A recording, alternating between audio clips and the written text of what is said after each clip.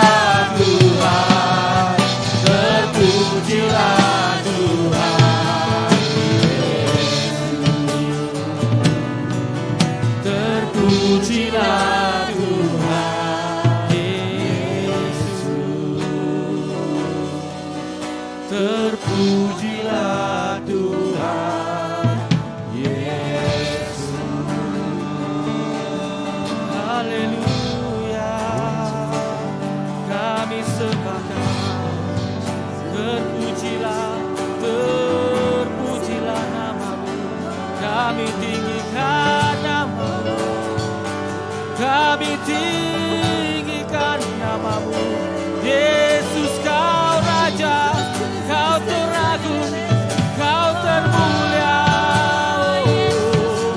kau teragung, kau termulia, kaulah Raja kami, Yesus. Haleluya Lord, kau teragung, kau termulia, kaulah Raja kami. Biarlah basik, biarlah basik. Terima kasih. Haleluya. Terima kasih Bapa. Engkaulah Raja yang teragung, Bapa yang kekal, Bapa yang kekal. Thank you Jesus. Terima kasih Tuhan. Terima kasih Bapa, Engkau Bapa yang baik Tuhan. Engkau Bapa yang baik Tuhan. Engkaulah Allah kami yang hidup Tuhan. Kami serahkan Tuhan pada malam hari ini Tuhan dalam tangan Kau Tuhan. Biarlah Engkau mengurapi setiap hati Tuhan, setiap telinga yang mendengar firman Kau Tuhan pada malam hari ini Tuhan. Biarlah kami Tuhan siap Tuhan untuk mendengar dan dijamah Tuhan oleh kuasa Roh Kudus Kau pada malam hari ini. Terima kasih Tuhan. Kami serahkan segala-galanya pada malam hari ini dalam tangan Kau. Di dalam nama Tuhan Yesus. Haleluya. Amin.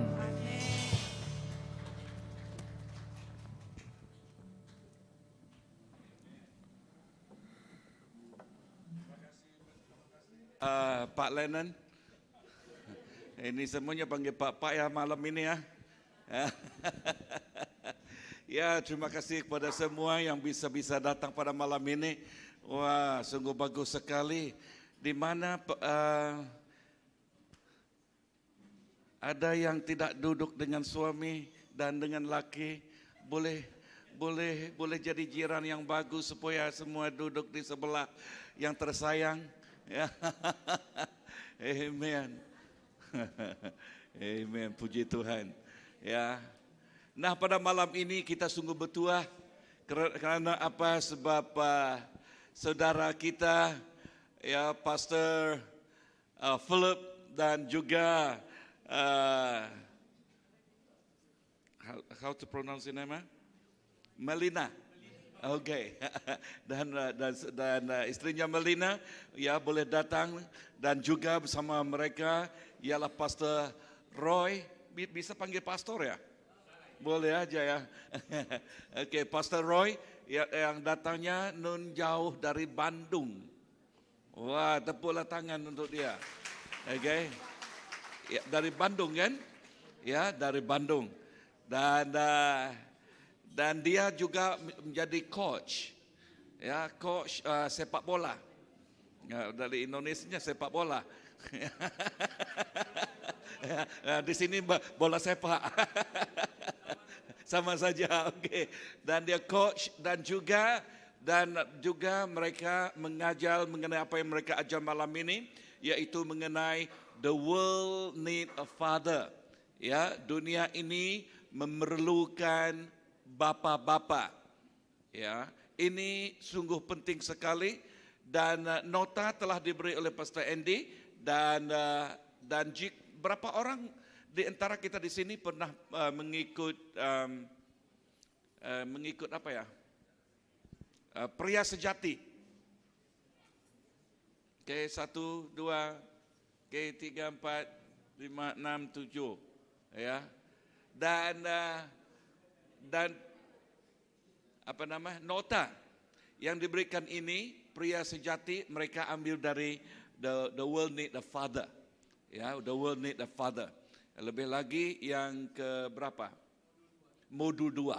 Ya, modul 2. Dan malam ini kita sungguh bertuah sebab Pak Roy boleh datang ke sini dan untuk bersama dengan kita, dan bukan hanya malam ini saja, okay, dan ini hanya permulaan, dan esok pagi kita akan mula jam 9.30, okay, esok pagi jam 9.30 hingga jam 1, ya, itulah jadual kita. Dan juga Good Friday esok malam kita juga ada di sini, dan esok pagi Pastor Roy, Pak Roy akan mengajar, dan malam itu ialah Pastor Philip, ya, bersama dengan kita, dan juga hari Sabtu juga, ya, dan esok akan memberi announcement mengenai hari Sabtu, ya. Dan Pastor Roy, ya, kita mau mengenal Pastor Roy. Oke, nanti dia akan memperkenalkan dengan lebih mendalam lagi. Tetapi yang amat penting, dia ada mempunyai satu istri dan 3 orang anak. Wah. Dan yang paling diminati oleh dia, beliau yang katakan nantilah. Dan dengan ini saya jemput Pastor Roy tampil ke depan untuk bersama dengan kita malam ini mengajar kita. Amen. So, deh Pak. Okay.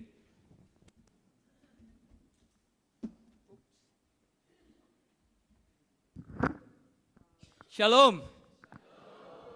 Terima kasih untuk sambutan yang luar biasa. Terima kasih untuk luar biasa. Terima kasih untuk Pastor Griman dan Ibu Jacqueline, ya.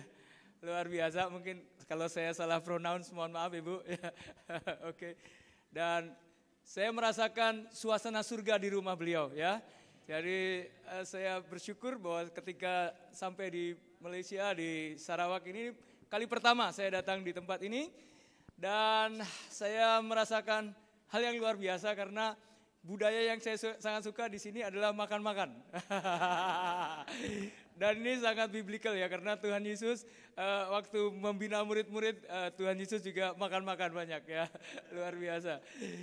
Thank you juga untuk Pastor Philip yang sudah memperkenalkan saya dengan gereja Tuhan di tempat ini, dan saya bersyukur, ya. Saya dari Bandung, dan ini adalah keluarga saya.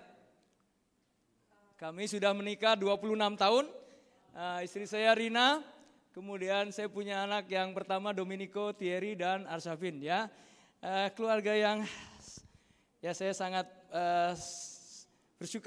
bersyukur untuk mereka, keluarga yang luar biasa yang benar-benar mendukung saya, sehingga saat ini saya diberi izin untuk saya bisa keluar-keluar, ya. Oke, nanti saya akan cerita. Oke, tetapi malam ini ada hal yang sangat penting yang tadi kita bicara tentang fatherlessness, ya. Jadi kenapa kita perlu di training, kenapa kita perlu di equip untuk membina sebuah keluarga, karena ini penting sekali, ya, bahwa ini menjadi passion saya untuk membina, untuk mengequip keluarga-keluarga muda, mengequip para pria untuk mereka step up dan mereka berfungsi dan berperan sehingga keluarga itu benar-benar merasakan suasana surga di dalam rumah mereka. Jadi terima kasih sudah hadir, luar biasa. Coba katakan kepada sebelahnya, kamu pribadi-pribadi yang luar biasa. Coba katakan. Amin. Bukan pribadi yang biasa di luar, tetapi yang luar biasa, ya. Oke, saya akan menceritakan kenapa tadi Saya dikatakan seorang coach sepak bola, tetapi apa hubungannya dengan fathering, dengan melatih para pria, melatih para ayah? Ya, nanti kita akan ceritakan. Ada sebuah camp pengungsi di Tanzania, ini camp pengungsi Nyarangusu, dan di sini ada guru kami, guru saya dan Pak Philip, itu namanya Pastor Casey Carson, pendiri dari gerakan The World Needs a Father ya. Beliau penulis buku ini. Nah, waktu itu beliau ada dalam refugee camp di sini, dia kemudian membuat training leadership. Dan ketika beliau ada di sana, kemudian beliau ada waktu untuk bertanya kepada para orang-orang, mengapa Anda ada di dalam refugee camp ini? Satu pemimpin dipanggil dan kemudian dia menceritakan, kami di sebuah desa, kami petani, dan hari itu hari yang biasa. Tapi tiba-tiba ada sekumpulan anak-anak yang seperti ini, mereka datang dan mereka menyerbu desa kami. Mereka mengumpulkan orang-orang berbaris, satu anak umur 6 tahun ditarik, kemudian mereka keluarkan parang, dia chop, dia punya tangan. Dan kemudian mereka cincang itu anak. Dan kemudian mereka menembak kemana-mana, dan saya adalah satu orang yang survivor, saya yang selamat dari kejadian itu. Itu sebabnya saya ada di refugee camp itu. Guru saya, Casey Carson itu kemudian seperti tidak percaya, dan orang itu melanjutkan. Dan anak itu adalah cucu saya. Dia tidak dapat percaya dan dia coba panggil pemimpin yang lain, orang-orang yang Kristen yang lain yang kemudian cerita yang sama. Dan kemudian kali ini yang dibariskan, kemudian dikeluarkan wanita hamil. Wanita yang mengandung, kemudian mereka tarik wanita, mereka potong perutnya, mereka keluarkan bayinya, kemudian mereka cincang bayinya. Semua orang berlari karena ditembak, dan saya orang yang selamat dari kejadian itu. Dan perlu Bapak tahu, wanita itu adalah anak saya. Wow. Kemudian Casey Carson, Pastor Casey bertanya, kenapa anak-anak itu liar, mereka dari mana? Pak, 3 bulan yang lalu sebagian dari mereka masih anggota kur di gereja. Anggota choir di gereja. Tetapi bagaimana orang itu bisa dulunya di gereja sekarang menjadi wild begini, menjadi buas seperti binatang? Kemudian orang itu menjawab, karena iblis sudah datang ke dunia, Pak. Wow. Jadi karena mereka kemudian Tuhan berbicara kepada Pak Kasih lewat Roh Kudus, berkata bahwa masalah terbesar di Afrika itu bukan kemiskinan. Masalah terbesar di Afrika dan di banyak dunia adalah masalah ketiadaan Bapak. Anak-anak ini mereka tidak ada bapak, kemudian mereka ketemu seorang pemimpin yang kemudian melatih mereka menjadi seperti binatang. Dan mereka mengikuti apapun yang dikatakan oleh para pemimpinnya. Dan mereka lakukan hal-hal yang jahat, yang kejam. Dan ini kemudian mereka melakukan hal-hal yang di luar batas. Jadi kemudian kalau Bapak Ibu melihat tadi di dalam pondok itu ada pondok-pondok. Dan Tuhan berkata kepada Pastor Kasih, saya ingin kamu melatih pria-pria ini lewat bola sepak. Wah, Tuhan, saya bukan orang yang ahli dalam bola sepak, saya dalam olahraga rugby.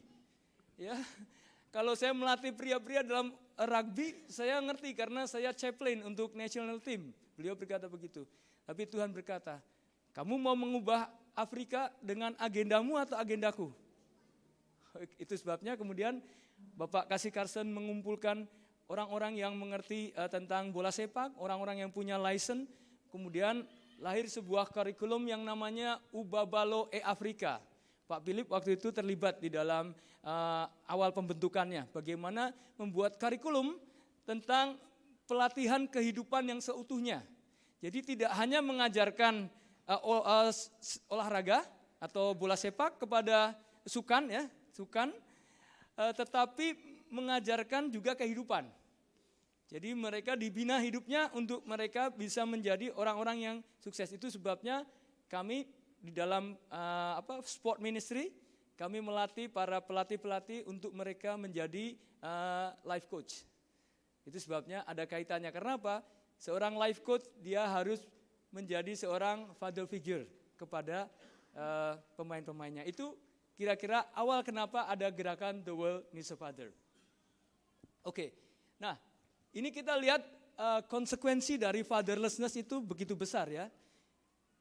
Rumah tanpa ayah, mereka cenderung menjadi miskin, terlibat dalam narkoba itu apa ya, dadah ya, drug addict ya. Kemudian putus sekolah, menderita masalah kesehatan emosi, dan laki-laki lebih cenderung terlibat dalam kriminalitas, dan wanita-wanita itu mengalami kehamilan ketika mereka remaja. Ini ada sumbernya, source-nya dari bawah ini. Kita lihat kemudian ada 4 global concern ya. 4 global concern bahwa keluarga itu yang pertama, kemudian kurangnya apa? Nilai-nilai moral. Moral value itu lack of moral value. Ya, kenapa? Karena benar. Kalau keluarga tidak step up, tidak ada value yang diberikan, di-deliver di dalam keluarga, otomatis mereka tidak punya value. Ya. Kemudian corruption. Corruption juga terjadi karena apa? Karena dalam keluarga juga mereka tidak diajarkan. Kebanyakan keluarga mereka peduli dengan apa? Angka. Ya. Bagaimana angka kamu di sekolah, ya kan? Nilai ya. Tetapi tidak peduli dengan bagaimana kamu cara mendapatkan angka itu. Ya. Yang penting ketika saya dulu sekolah itu, yang penting saya dapat nilai 10 mungkin. Tetapi saya mungkin kalau dalam bahasa Indonesia disebut mencontek, tiru ya, mengambil gitu. Nah itu mereka dari kecil sudah diajarkan seperti itu, jadi mereka tidak peduli. Ketika mereka dewasa, mereka melakukan itu. Kemudian dalam pendidikan, ya, pendidikan banyak sekolah-sekolah hanya mengajarkan tentang bagaimana memperoleh achievement kan, tetapi tidak diajarkan benar-benar tentang karakter. Yang penting nilai kamu bagus, yang penting kamu dapat A, B, jangan kurang dari itu. I don't care with dengan sikap-sikap kamu sehari-hari. Yang penting ketika kamu di sekolah, kamu seorang anak yang memiliki prestasi. Seorang anak yang memiliki kecakapan. Apakah itu cukup? Itu sebabnya ketika mereka dewasa, mereka mungkin tidak jujur karena sudah terbiasa kalau di sekolah tidak jujur. Ya. Oke, ini fakta tentang fatherlessness ya.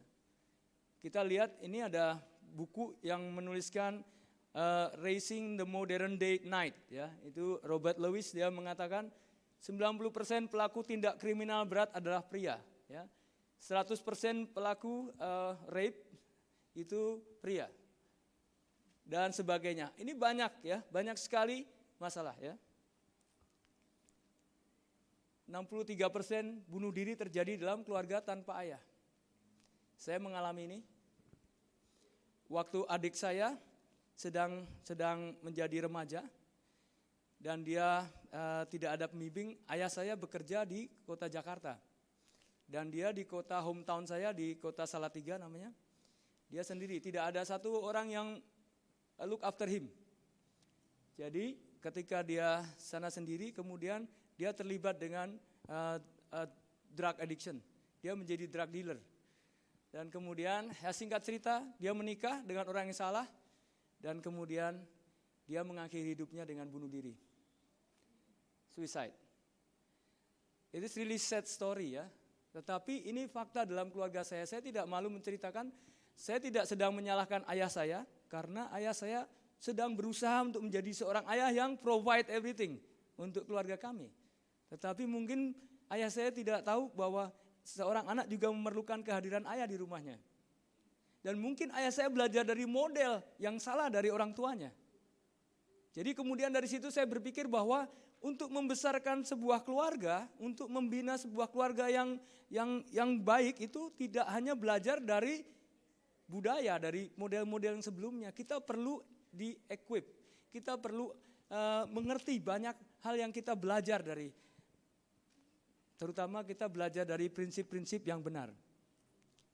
Itu sebabnya Bapak Ibu semua ada di sini untuk kita belajar bersama. Coba katakan, kita di sini untuk belajar bersama. Amin? Coba lihat sebelahnya, lihat sebelahnya. Ya.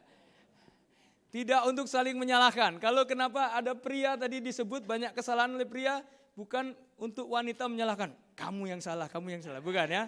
Bukan. Tetapi kita katakan bahwa kita akan bersama-sama untuk membuat keluarga kita lebih baik. Amin. Coba katakan, kita akan bersama-sama membuat keluarga kita menjadi lebih baik. Ada surga di dalam keluarga kita. Amin. Oke. Ya, ketiadaan ayah adalah masalah terbesar di dunia. Dan penelitian mungkin lebih dari 5 tahun terakhir, 7 tahun terakhir bahwa apa? Keluarga yang tidak berfungsi adalah masalah terbesar di dunia. Dan kalau keluarga yang tidak berfungsi, yang bermasalah siapa? Ibu atau ayah? Halo, siapa pemimpin dalam keluarga? Ayah. Bukan untuk menyalahkan, tetapi harusnya kalau ada kesalahan itu kesalahan dari pemimpin atau pengikutnya? Pemimpinnya. Amin. Terima kasih. Termasuk saya ya.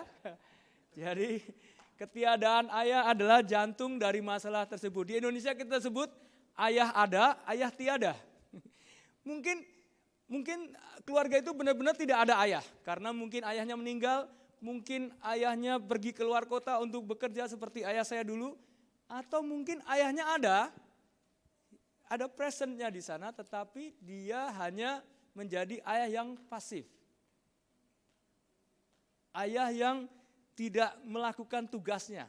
He's not doing his job dengan better gitu ya.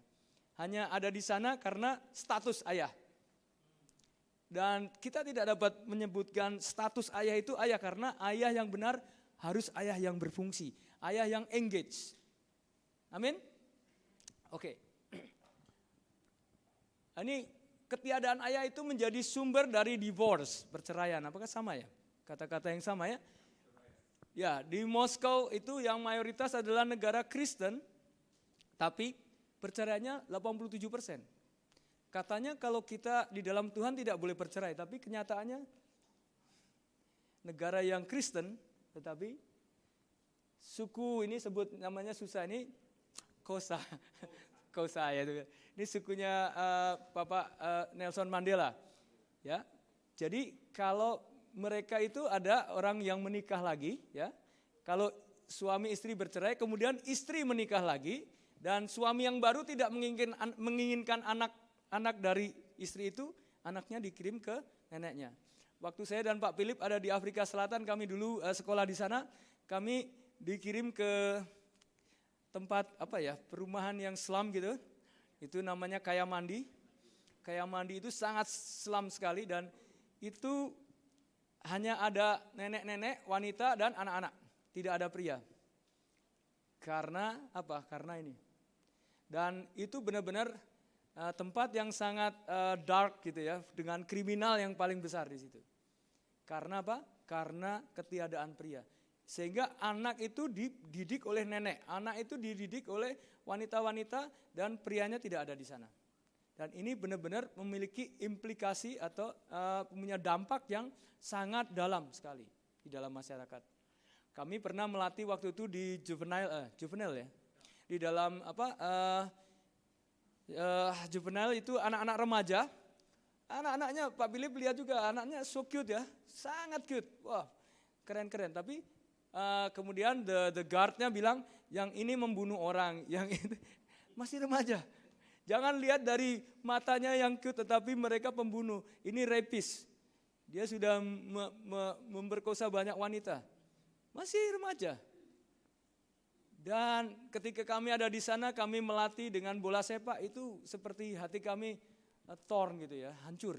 Ngelihat anak-anak remaja yang sebenarnya mereka punya masa depan yang bagus sekali, tetapi mereka berakhir di dalam juvenile, dalam penjara. Saya tidak tahu dengan Malaysia, tapi ini di negara saya, di Indonesia, ada 4,85 cases per hour. Jadi kalau kita dari tadi, mungkin kita berangkat dari rumah tadi pukul berapa? Mungkin pukul 5 sore, sekarang sudah pukul berapa Pak? Sekarang hampir pukul 9 ya. taruhlah 5 jam. Berarti sudah ada hampir 48 dikali 5 jam orang bercerai. Dan implikasi atau dampak dari perceraian itu besar sekali. Besar sekali. Siapa yang mengalami benar-benar dampak dari perceraian? Semua, tetapi paling merasakan itu pasti anaknya. Mereka merasakan dampak dari perceraian. Dan ini membuat kasus-kasus fatherless di Indonesia. Makanya Indonesia itu sempat disebut negara yang memiliki tingkat fatherlessness-nya tinggi.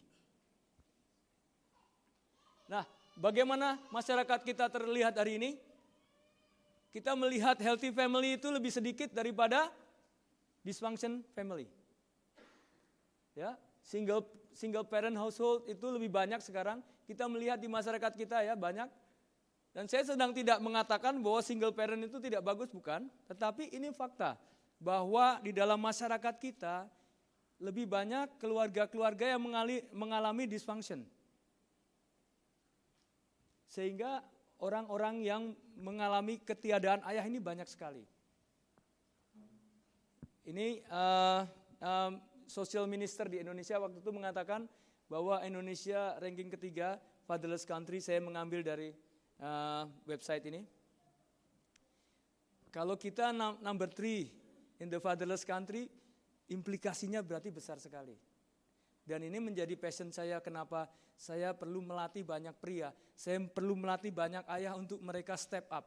Saya perlu melatih orang-orang yang kemudian peduli dengan mereka-mereka yang fatherlessness. Karena gereja perlu step up dengan ini. Gereja perlu orang-orang keluarga-keluarga yang utuh, keluarga-keluarga yang berfungsi, mereka kemudian menolong keluarga-keluarga yang tidak utuh, keluarga yang tidak berfungsi. Amin. Karena banyak orang-orang perlu pertolongan, karena banyak orang-orang memerlukan sentuhan tangan kita.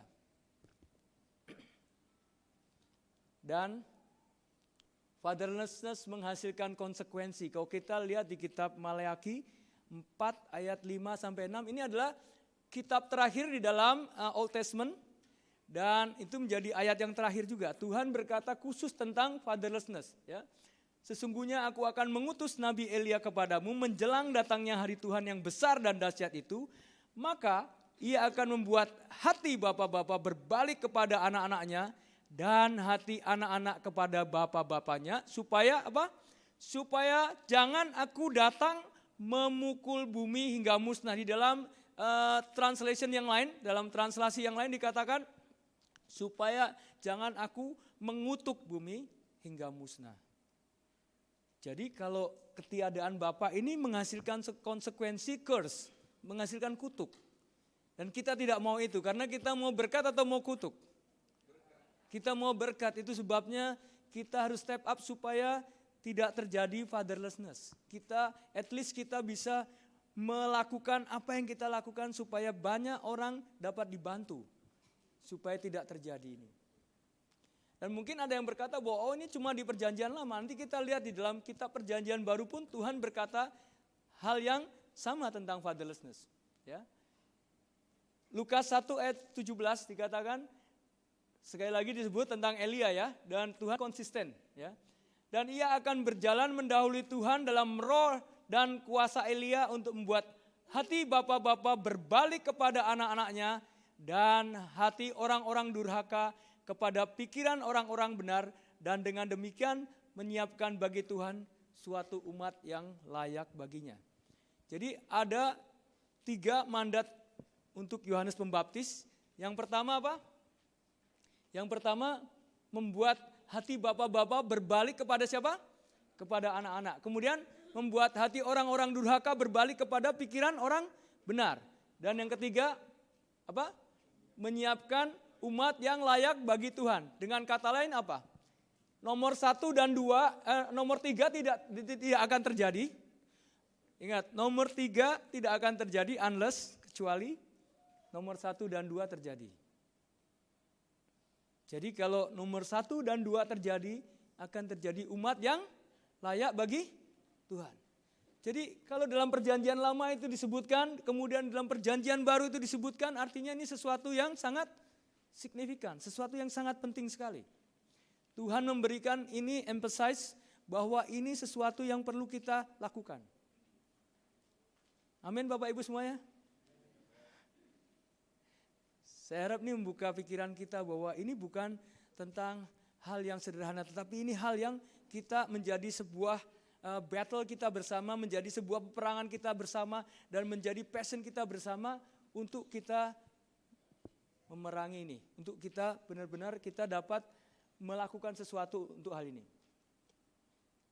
Nah, tadi dikatakan dampak ketika ayahnya tidak berfungsi seperti apa ya. Tadi itu seperti disaster ya, bapak-bapak tidak berfungsi. Tapi sekarang jika bapak-bapak itu berfungsi, apa yang terjadi dengan kehidupan anak-anak? Jadi ada laporan dari Vira. Vira itu bukan nama orang, tetapi Vira itu Father Involvement Research Alliance. Jadi ini sebuah aliansi peneliti keterlibatan ayah dari Universitas Guelph di Ontario, Kanada.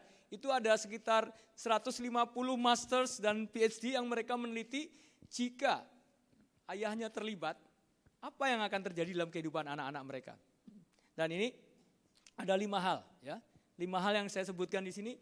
Perkembangan emosi dan kebahagiaan, kemudian perkembangan kecerdasan, perkembangan fisik atau jasmani, perkembangan sosial, dan perkembangan rohani. Jadi kecerdasan itu kalau bapaknya terlibat, anak-anak yang usia 6 tahun, dia akan menjadi lebih cerdas daripada anak-anak seusianya yang bapaknya tidak berfungsi.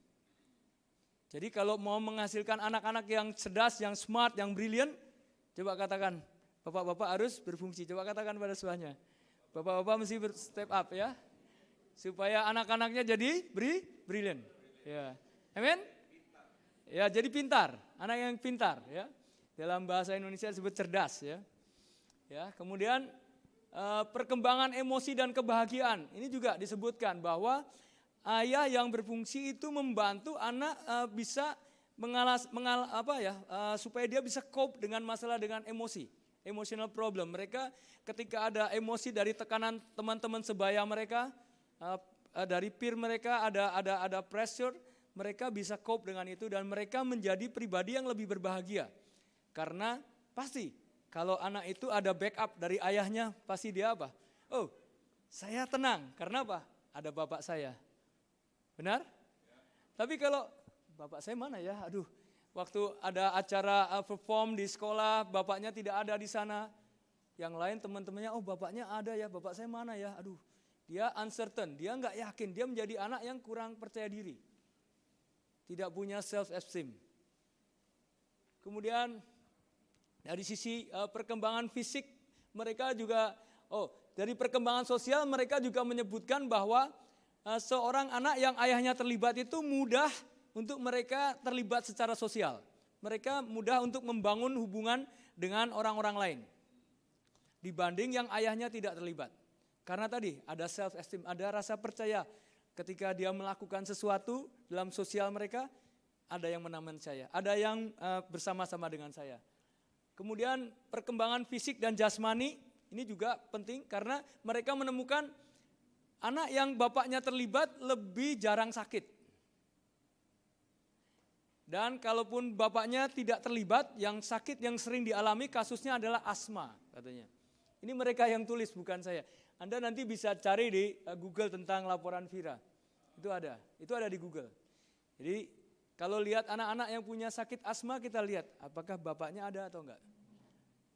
Anak saya yang kedua, waktu saya itu memulai, saya belum terlalu tahu tentang hal ini, ya, karena besok saya akan cerita tentang restoring the damage, ya. Anak saya yang kedua itu waktu kecil itu sering mengalami masalah pernapasan, ya, respiratory itu bermasalah, dia sering seperti orang flu gitu ya, ada runny nose gitu ya, tetapi itu bukan flu gitu ya. Dan kemudian setelah saya tahu kebenaran ini benar, memang waktu dia usia di tahun-tahun dia memerlukan saya, itu saya banyak di luar kota. Karena dulu di dalam pekerjaan saya yang lama, saya itu sering keluar kota, mungkin dalam 1 tahun itu jadwal saya bisa 6 bulan itu ke luar kota atau keliling ke mana-mana. Karena saya menjadi pelatih olahraga itu, sukan itu, jadi bola sepak, dan saya ada banyak keliling ke pulau-pulau di Indonesia. Dan anak saya dia jadi fatherless karena bapaknya tidak ada. Dan kemudian setelah saya tahu tentang kebenaran ini dan saya redeem waktu saya dengan dia, dan sekarang dia tidak pernah mengalami masalah itu lagi. Perkembangan rohani. Perkembangan rohani, anak itu melihat figur atau gambar atau image tentang Tuhan yang dia lihat itu pertama kali dari siapa? Dari ibu atau dari ayahnya? Dari ayah. Ya. Jadi kalau anak umur 6 tahun itu mulai spiritualitas dia itu sedang bertumbuh, dia akan melihat kalau ayahnya suka beating his mom, ya. Kalau ayahnya suka memukul ibunya, dan dia akan punya gambar bahwa Tuhan itu pribadi yang kejam. Kalau anak itu sering mendapatkan janji yang tidak pernah ditepati oleh ayahnya, dia akan melihat bahwa Tuhan itu pribadi yang tidak pernah menepati janji.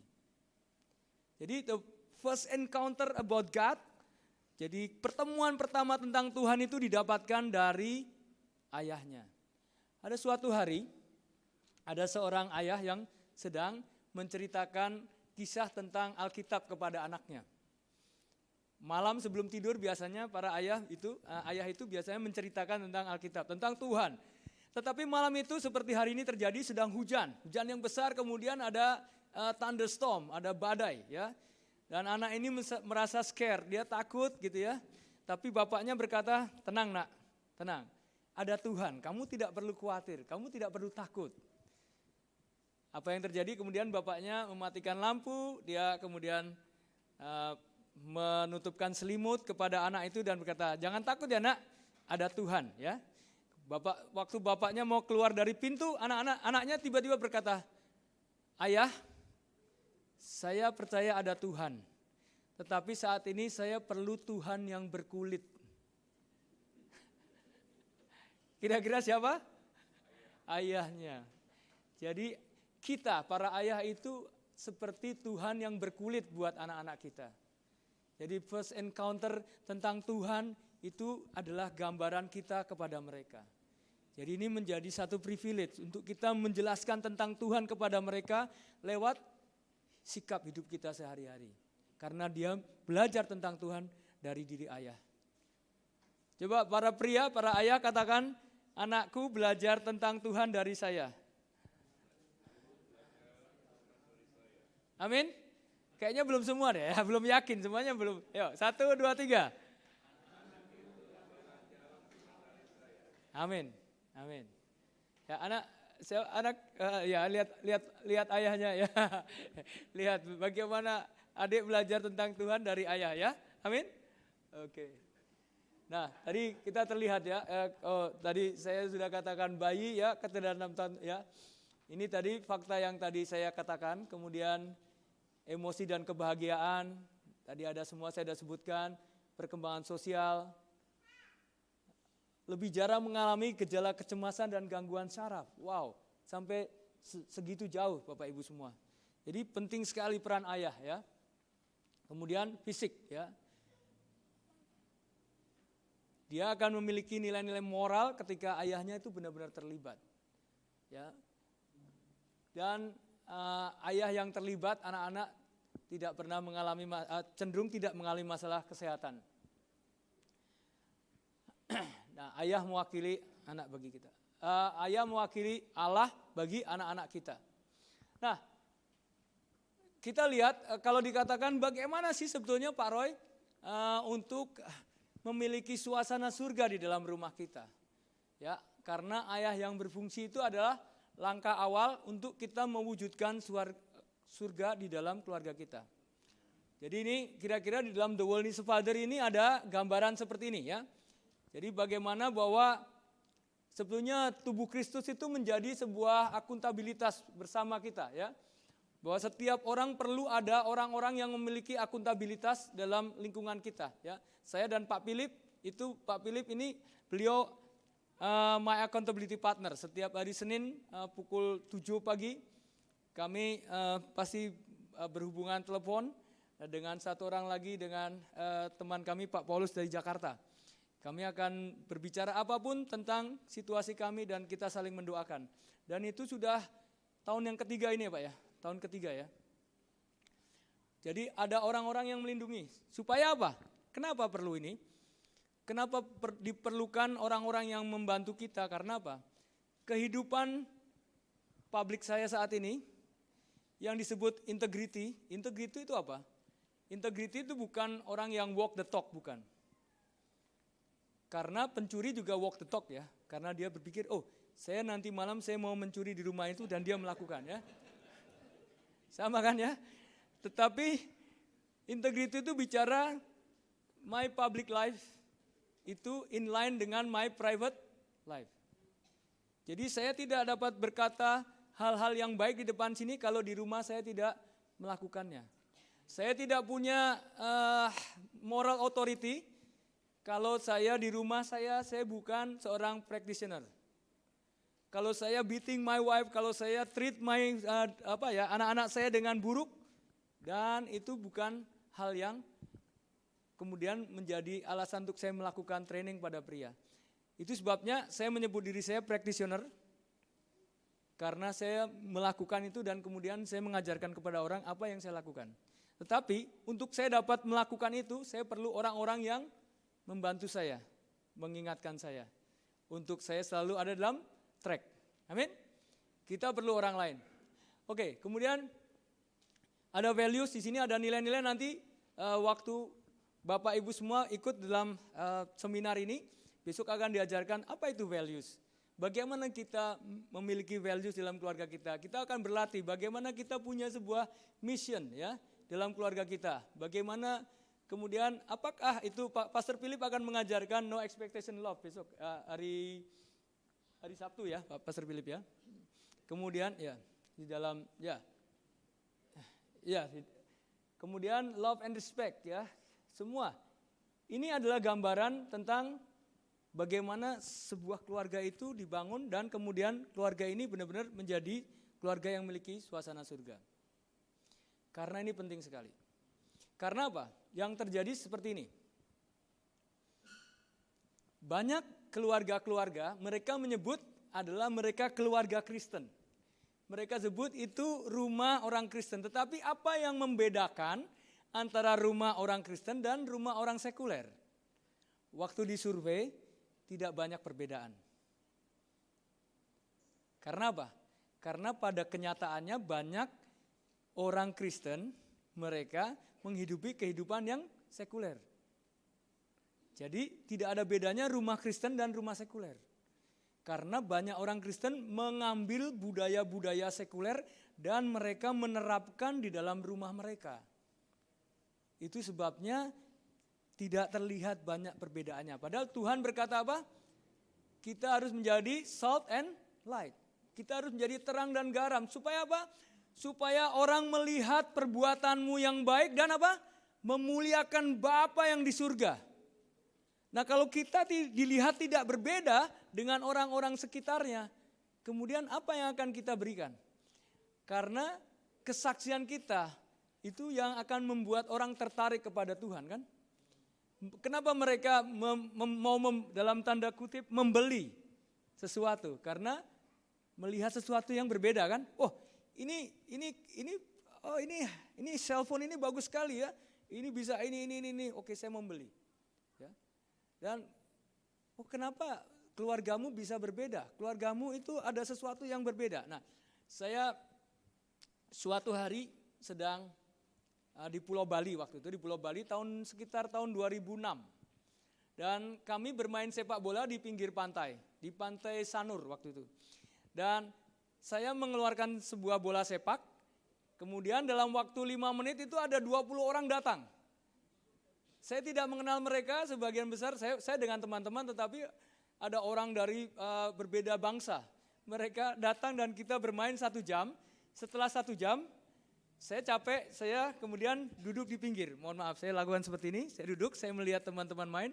Kemudian ada satu orang yang besar, tinggi besar datang kepada saya. Oh, saya pikir orang ini mau marah, dia banyak tattoo gitu ya di badannya, dia hitam besar gitu.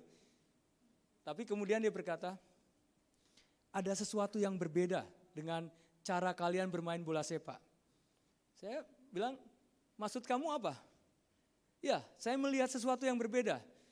Kalian tidak ada swearing, kalian benar-benar enjoy, dan saya melihat semua ketika ada orang yang jatuh, kalian menolong, dan benar-benar permainan yang saya belum pernah lihat. Apa yang terjadi kemudian kita terlibat di dalam conversation, dan akhirnya orang itu menerima Tuhan Yesus di pinggir pantai itu. Apa poin saya? Poin saya adalah orang melihat sesuatu yang berbeda dalam diri kita, kemudian dia tertarik dengan Tuhan kita yang membuat kita berbeda, kan? Begitu juga dengan rumah tangga kita.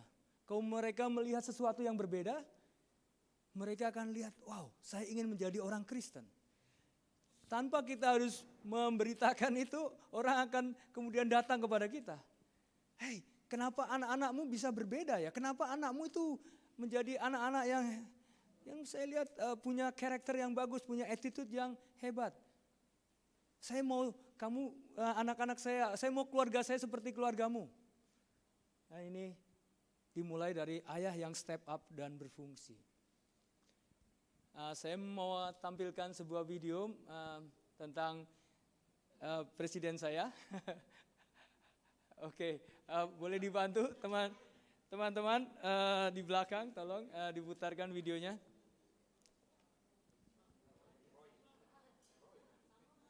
Hah? Just press it.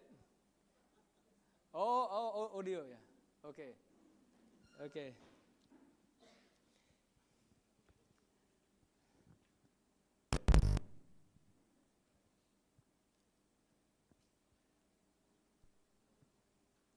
Pak ini kan saya kenal dulu menjadi wali kota, Mayor, kemudian Mayor. gubernur, dan sekarang adalah Presiden Republik Indonesia. Itu pengalaman yang sangat luar biasa menurut saya, Pak. Padahal kalau saya nih Pak, terus terang ini curhat Pak ya, saya pengen jadi RT aja 2 periode ini gagal terus. Artinya skop yang kecil aja saya nggak mampu, tapi Bapak bisa meningkat yang luar biasa. Apa ada kunci-kunci dan resep-resep khusus itu Pak? Pelajaran pertama yang paling penting itu adalah memimpin keluarga dulu. Ini penting banget. Ini pelajaran pertama, harus memimpin keluarga dulu. Dimulai dari keluarga? Iya, dimulai dari keluarga. Karena memimpin keluarga itu juga ada teorinya, ada leadership-nya, ada kepemimpinan di situ. Terutama komitmen untuk keluarga, kasih sayang untuk keluarga, membahagiakan keluarga. Ya sama kalau kita pas jadi wali kota, jadi gubernur, jadi presiden, ya bagaimana komitmen kita untuk memberikan kasih sayang, membahagiakan rakyat kita, membahagiakan masyarakat kita. Dan ketika melihat rakyat bahagia, apa yang Bapak rasakan? Ya sama, ya tentu saja sangat bahagia kita, sangat senang kita. Wow. Luar biasa ya. Presiden saya bilang, kalau kamu mau memimpin, belajar memimpin dari mana? Dari keluarga. Karena ketika kita belajar memimpin dari keluarga, itu kemudian akan membuat kita punya mindset untuk kita membahagiakan orang yang kita pimpin, benar. Jadi untuk memimpin itu bukan untuk to gain something, but to give something. Jadi prinsip-prinsip yang sangat biblical menurut saya. Sangat biblical karena apa? Karena menjadi seorang pemimpin itu bukan untuk kita menjadi bos, tetapi kita serve from under. Coba katakan para pria kepada wanita, untuk menjadi pemimpin, kita harus serve from under. Karena di dalam Alkitab kan dikatakan tentang servant leadership kan. Siapa yang mau menjadi besar, dia harus menjadi yang paling kecil. Siapa yang mau menjadi pemimpin, dia harus menjadi yang paling bawah. Jadi kalau kita menjadi seorang pemimpin, kita bukan bos. Tetapi kita seperti,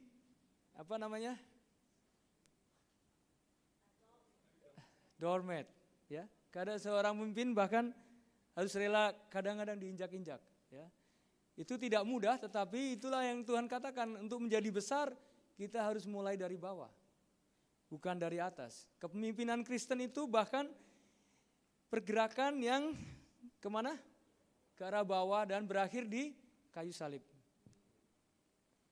Dan seorang pria, kita ibarat bahwa kita ini, seorang pria adalah seperti kasih kita kepada istri itu seperti kasih Tuhan kepada gerejanya. Yang memberikan semuanya untuk orang yang dipimpinnya, orang yang dikasihinya.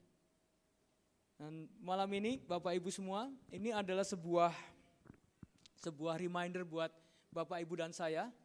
Saya sedang tidak menyalahkan para pria, sekali lagi para wanita bukan sedang mempersalahkan para pria, tetapi ini adalah sebuah reminder, sebuah pengingat buat kita semua bahwa keluarga itu tidak dapat dibangun ketika pria tidak step up. Dan kita lihat tadi dampak atau impact daripada para ayah yang tidak berfungsi itu dampaknya sangat masif ya. Saya sudah tampilkan begitu luar biasa kerusakan-kerusakan yang terjadi di masyarakat karena apa? Karena banyak pria yang tidak step up. Dan malam ini Tuhan ingin setiap pria yang ada di tempat ini, kita tidak usah berpikir tentang orang lain, tetapi berpikir tentang diri kita. Saya ingin Bapak Ibu semua anggap ini sebuah challenge buat kita semua, bagaimana kita mulai step up dalam keluarga kita. Amin. Malam ini saya berharap ini menjadi sebuah awal bagaimana untuk kita memulai sesuatu yang baru dalam setiap keluarga kita. No matter what, ya, tidak peduli dengan bagaimana kerusakan-kerusakan yang sudah terjadi dalam keluarga kita, tetapi ini adalah malam di mana kita mulai lagi sesuatu yang baru. We restarting sesuatu ya. Dan saya senang bahwa hari ini banyak para pria, banyak para ayah datang, karena biasanya kalau training tentang ayah yang datang wanita, saya tidak tahu prianya di mana, katanya mereka sedang bekerja ya. Of course ya, saya sedang bekerja. Memang pria itu seorang provider, tetapi tidak hanya seorang provider, tetapi dia juga pribadi yang kemudian menegaskan identity. Dia menjadi seorang yang memberikan, meng-establish moral authority. Seorang pria yang memberikan emotional security buat keluarga. Dan yang terakhir menjadi seorang pria itu seorang yang memberikan afirmasi potensi, so affirm potential. Jadi besok kita akan belajar tentang ini, tentang 4 peran ayah ini. Tetapi malam ini adalah dasarnya, ini adalah awal bagaimana, kenapa kita mau terlibat untuk ini. Amin Bapak Ibu semuanya. Apakah Anda diberkati? Oke. Mari kita tundukkan kepala. Bapa di surga,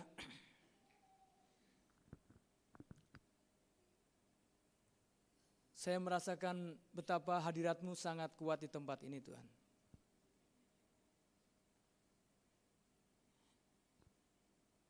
Saya merasakan betapa the damage of fatherlessness itu sangat kuat sekali Tuhan. Kami tidak ingin di dalam community kami, di dalam masyarakat kami, dalam society kami Tuhan, terjadi lagi, lebih lagi Tuhan. Kami ingin stop Tuhan.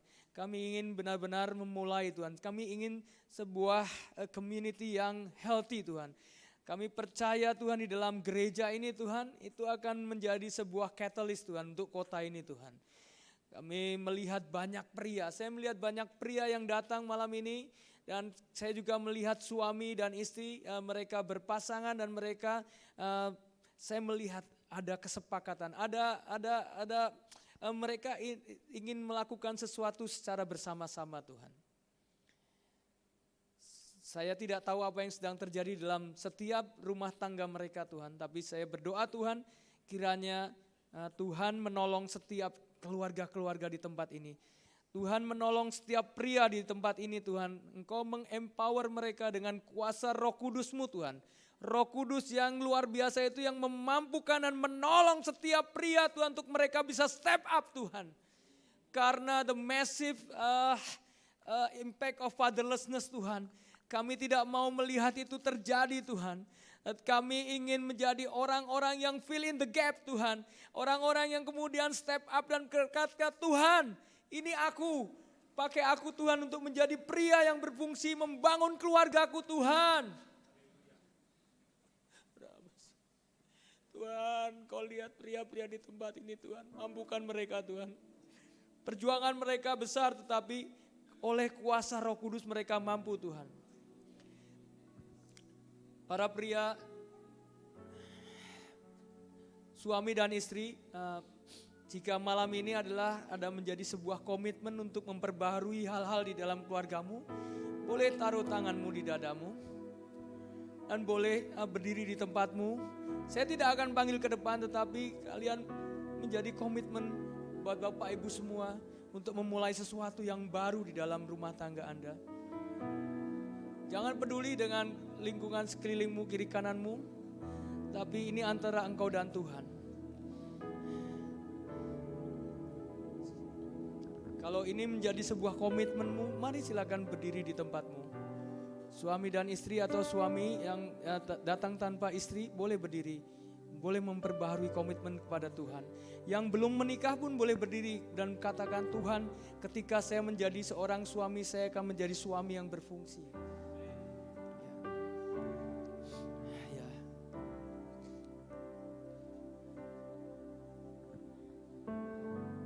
Mari Bapak Ibu boleh bangkit berdiri.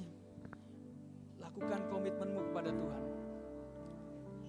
Jika engkau datang dengan istrimu dan suami dan istri boleh pegang tangan, boleh bergandeng tangan dan lakukan doa bersama. Lakukan komitmenmu kepada Tuhan bahwa engkau menginginkan keluarga yang lebih baik. Silakan ada waktu untuk berdoa bersama.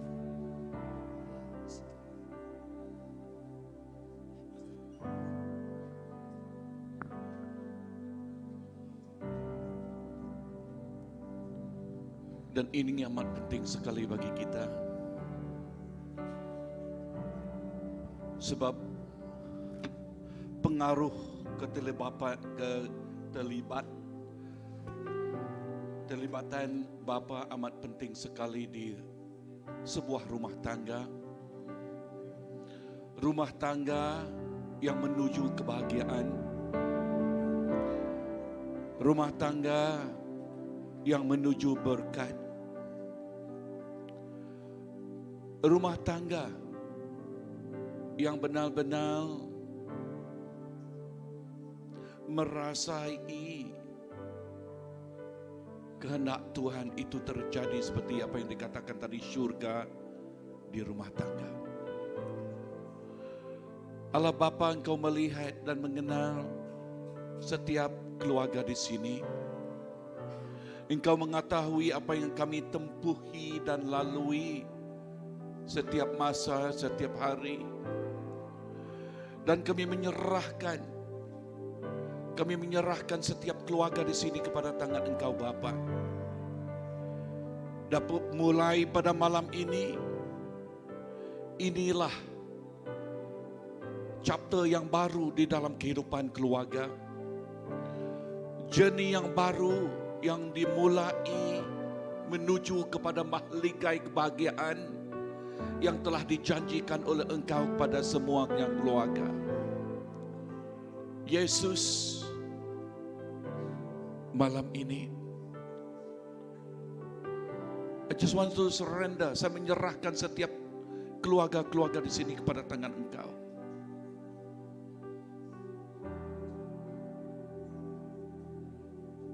Engkau mengetahui, Engkau mengenal apa yang kami perlukan. Justru itu, we say tonight, Lord, we need you. Bapa, kami memerlukan Engkau. Come right now, Lord. Datanglah sekarang ini.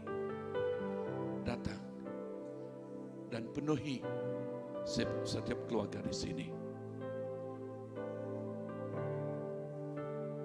Dalam nama Yesus. Amen.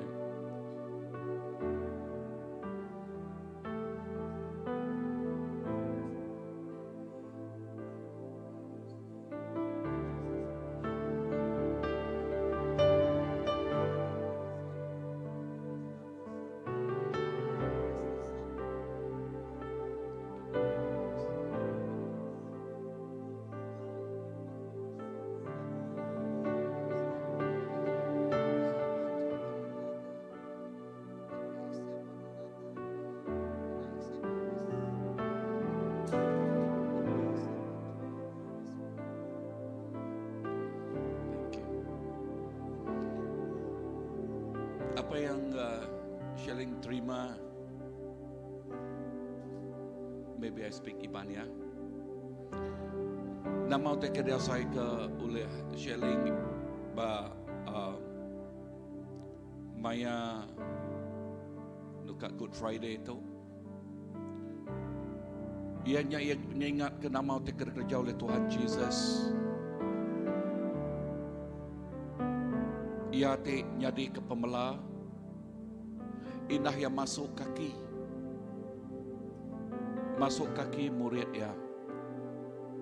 Nama gambarannya daripada kita, nama kebuah Tuhan Yesus masuk kaki murid ya, laban yang ngemaruah ke diri.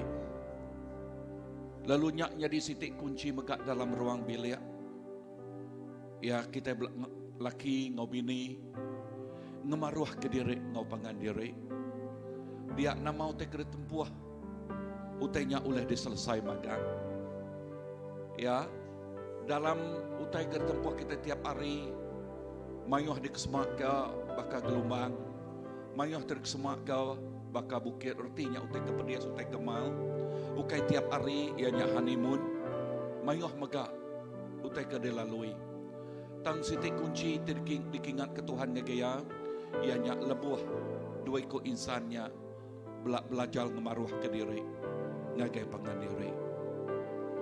Ngemaruah ke diri, ngagai pangan diri. Sitik selalu leka jakuk tirkingan ke ngagai kita. Ianya rumah digaga ari batu ngau semian, tang ruang bilik digaga ari pengerino sitik aja. Ari pengerino sitik aja. A house is made from brick and stone, but a home is made from love alone. Awak ke ruang bilik Kristian, ruang bilik tik melala Jesus, nyak tik nyadi a home, sweet home.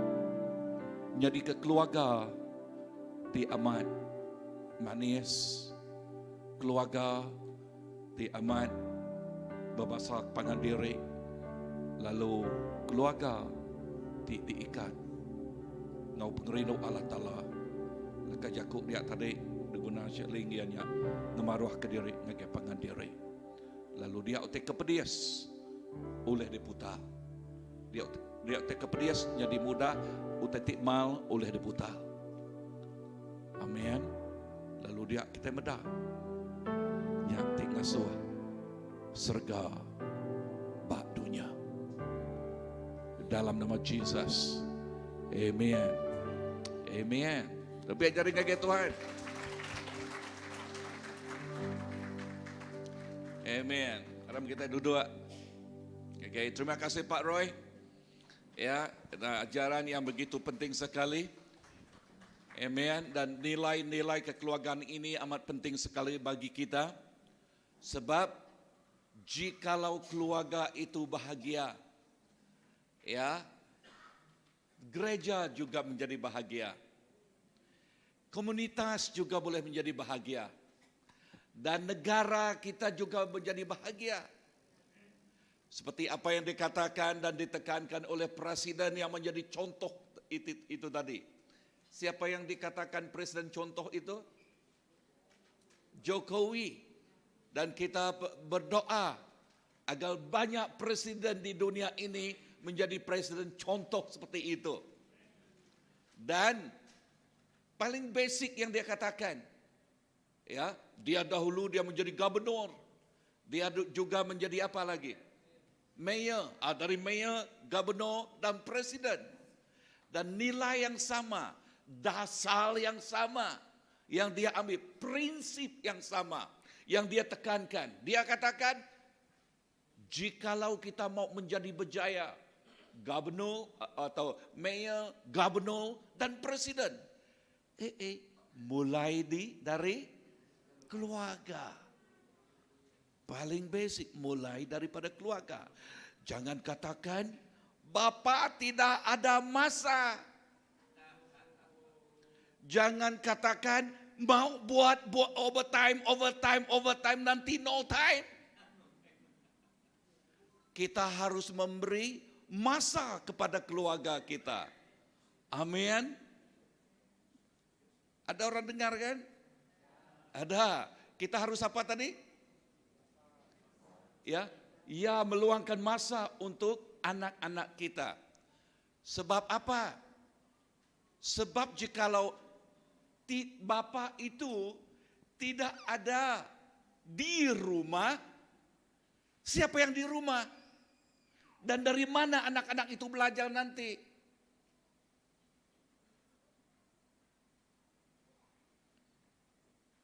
Dan ada juga dunia modern ini pandai sekali. Mana handphone saya? Oh, itu dia. Ya, terima kasih Pak. Ya, dunia modern ini banyak sekali keluarga memberikan handphone itu untuk menjadi apa? Pengganti ayah. HP hood. Wah, HP. Apa maksud HP hood? Oh, handphone hood. Oke. Not fatherhood. Oke, ini bahasa baru ini. Katakan HP hood. HP ya, handphone. Oke. Tapi ini bahasa Indonesia, HP hood. Ya, HP hood. Oke. No, not fatherhood. Bermaksud jangan menyuruh handphone ini yang dikatakan handphone pintar, tetapi handphone ini menjadi handphone yang bukan pintar. Apa kata sebalik pintar? Bodoh, Pak. Ini handphone ini macam mana oleh mengganti bapak dan ibu? Betul tak? Jikalau kita menyerahkan handphone ini kepada anak, siapa yang mengajar dia di sana? Katun. Mainan. Dan apa yang di dalam pemikirannya penuh dengan mainan dan katun. Kan? Justru itu terima kasih Pak Roy untuk mengingatkan kita. Sebab nilai-nilai kekeluargaan bermula daripada bapa yang tinggal di rumah. Amin. So esok hari jam berapa kita datang ke sini? 9:30. Oke. So 9 lah. Oke, esok hari kita datang jam 9. Jangan lambat dah. Oke, jam 9 kita datang ke sini. Amen. Dan esok hari Pak Roy akan sambung lagi. Oke, mengenai ini hanya introduksi saja. Oke, dan esok hari dia agak mendalam lagi. Oke, dan terima kasih juga kepada Pastor Andy dan juga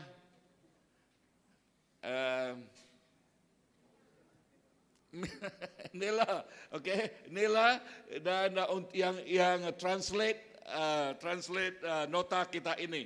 Dan saya berharap semua kita sudah ada nota ya.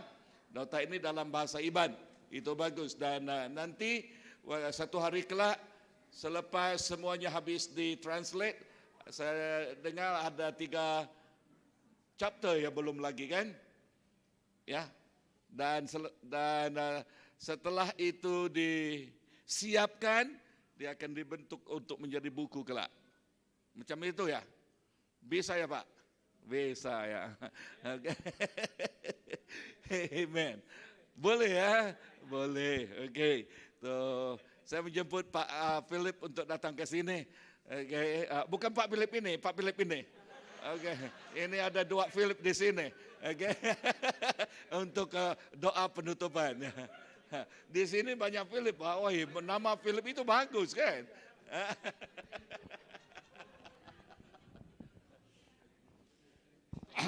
Ya, thank you Pastor. Terima kasih semua. Jadi kita tutup kebaktian kita pada malam hari ini. Bapa kami di surga, kami ucap syukur dan terima kasih atas kebaikan Kau yang telah mempertemukan kami. Belajar sesuatu yang baru untuk kami terapkan dalam kehidupan keluarga kami. Kami angkatkan semua bahan pengajaran, apa yang telah kami dengar, apa yang telah kami, Tuhan, ajar kepada kami pada malam hari ini. Dan ia menjadi satu benih yang tumbuh hidup subur dalam kehidupan keluarga kami. Kami memuliakan nama Engkau Tuhan, Allah yang baik, Allah yang memulakan sesuatu dan Engkau akan meneruskannya sampai digenapi dalam kehidupan kami. Terima kasih Bapa. Terima kasih ya pulangnya kami dari tempat ini. Tuhan sertai kami, Tuhan pimpin kami, Tuhan. Pelihara kami dan bawa kami selamat sampai ke destinasi kami masing-masing. Terima kasih, hormat, puji, syukur dan kemuliaan. Temukan kami pada hari esoknya Tuhan untuk satu pembelajaran yang semakin hari semakin baru dan kami rindu dan bersemangat untuk mendengar dan mempraktikkannya dalam hidup kami. Terima kasih Bapa. Dalam nama Yesus kami berdoa dan mengucap syukur. Semua katakan, Amen.